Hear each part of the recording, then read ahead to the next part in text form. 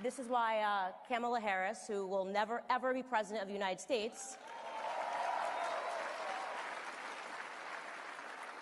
is talking about Tupac and Biggie music that never came out, which she claims she smoked marijuana to in college, because she thinks that black people are stupid, and the way that she's going to appeal to us is just by saying, I smoke pot and I listen to hip-hop music. How insulting is that? This is why Hillary Clinton, who is still not the president of the United States, right? It's great. This is why she offered my community hot sauce, if you guys remember. Hot sauce as a reason to vote for her. She offered us hot sauce, a Jay-Z and a Beyonce concert. She never talked to us about policies. The left never talks about policies because their policies have failed Black America for the last 60 years.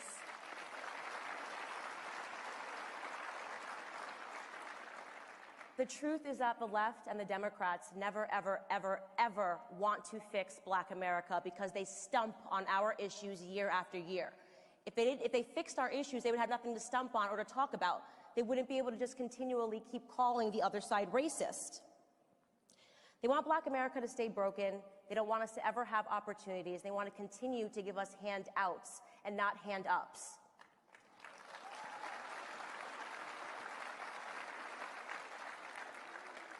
Never in a million years did the left predict Donald J. Trump, and I'll tell you what they also are not predicting. They never predicted a minority awakening. They never thought that they could ever lose the black vote, ever. They've taken our vote for granted for so long.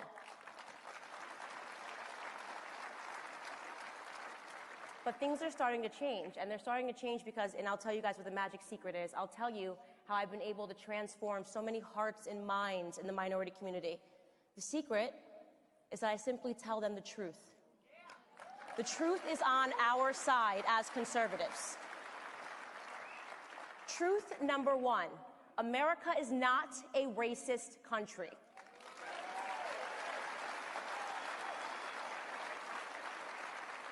The people that continue to tell us that have a vested interest in racism. In fact, they're actively now importing Nigerians to come do racist acts in this country, a la Jussie Smollett, right? This is MAGA country. No, this is your prison cell, and I hope you rot in it, Jussie.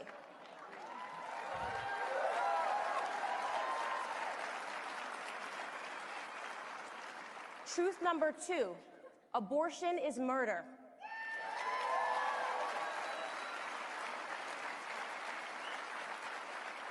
I ask myself all the time, doesn't it seem to you that progressive policies always lead to regressive results in the black community? It's amazing, isn't it?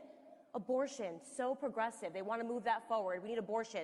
We have black women representing 6 to 7% of the population, and yet we account for almost 40% of all of the abortions that are performed in this country.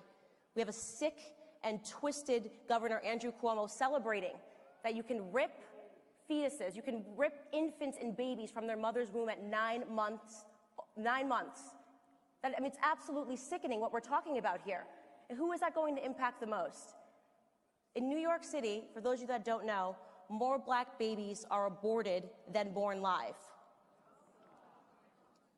A hard-hitting truth is that the most unsafe place for a black child is not on the streets, it's not when they see a police officer, it's in their mother's womb. More than half of the black population would be double today if it wasn't for abortion. We've lost 18 million black babies since 1973. How's that for a progressive policy? Is that what they're celebrating? The left needs God.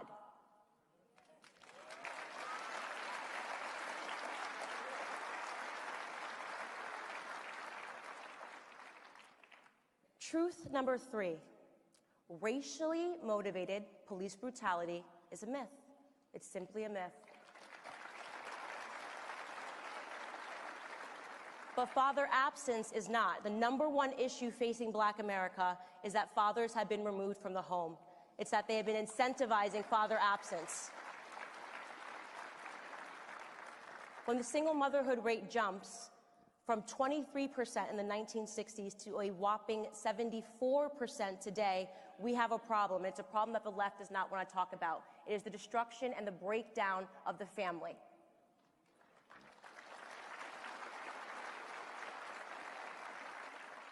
Truth number 4.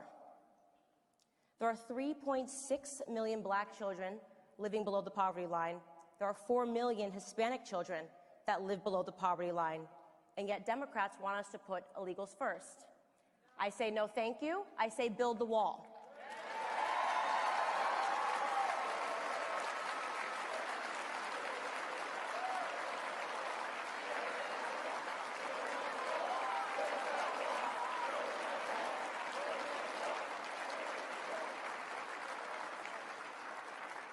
It's actually incomprehensible what has happened to the black community over the last 60 years. I say I don't want a Green New Deal, I want a Black New Deal.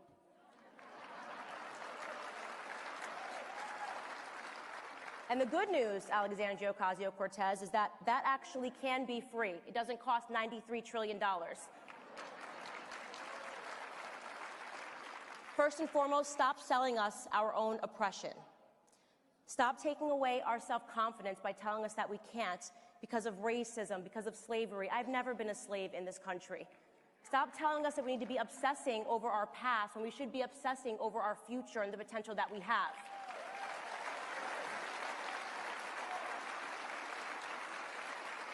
Stop having a culture which tells us that we should want to be hip-hop artists and basketball players when we should want to be doctors and lawyers.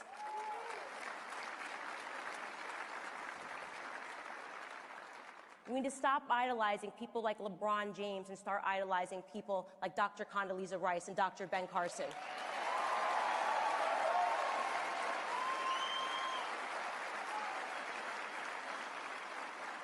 How about give us school choice? That would be nice.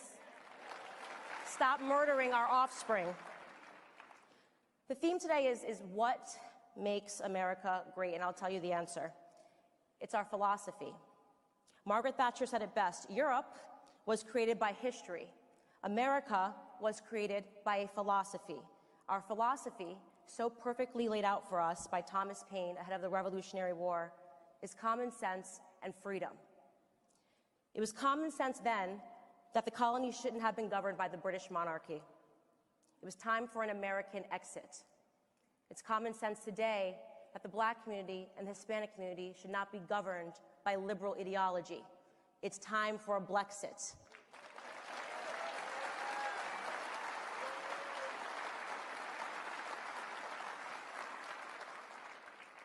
It's common sense that the left does not care about racism, they don't care about sexism, they don't care about misogyny, they don't care about any of that stuff, they don't care about sexism. What they care about is the politicking of fear. When the left results to calling me, as I have read it, a racist, a sexist, a Nazi, because I really have the look going for me.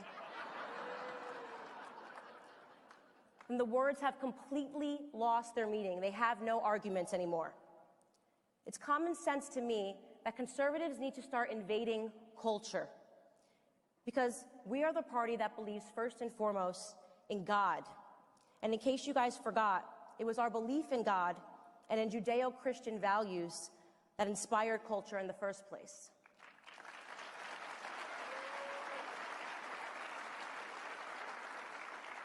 Florence is arguably one of the most beautiful cities in the world. It's dripping with some of the greatest masterpieces from the Renaissance.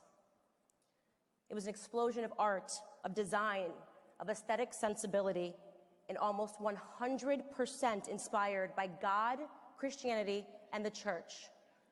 Conservatives, we are culture. We can invade culture. We can inspire and touch communities. Conservative principles can inspire great works of art and great movements. But we have to give in. We have to say that we are going to fight the cultural war. When I first started on YouTube to hold the mirror up to ourselves and the things that we do wrong, I was mocked by the left and the right. I was told that there was no place for humor, that I couldn't make YouTube videos that were a flash in the pan, that we had to be more stern, more serious, more austere, and that's incorrect. We have to meet people where they're at. We have to be funny. We have to be satirical. Doing billboards about AOC is great. She's giving us a lot of content right now.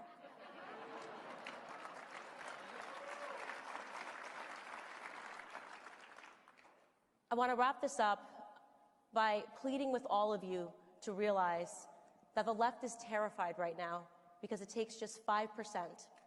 If we move the black vote 5%, the path of least resistance to defeating the left is awakening the minority community, awakening Black America. We've been lied to, we've been abused, we have been used, and we are suffering. If we make an effort ahead of 2020 to embrace the Black community, to embrace culture, we can save this country. I want to thank Matt Schlapp for this amazing opportunity to stand on the stage. I want to thank all of you for hanging in. I know it has been a tough year being a fan of Candace Owens, constantly fighting, constantly punching back, and I wouldn't be here if it wasn't for the grace of God, without your support, without your comments that helped me lift my head when it's been a bad day. I want to thank Charlie Kirk and Turning Point USA, the greatest student organization.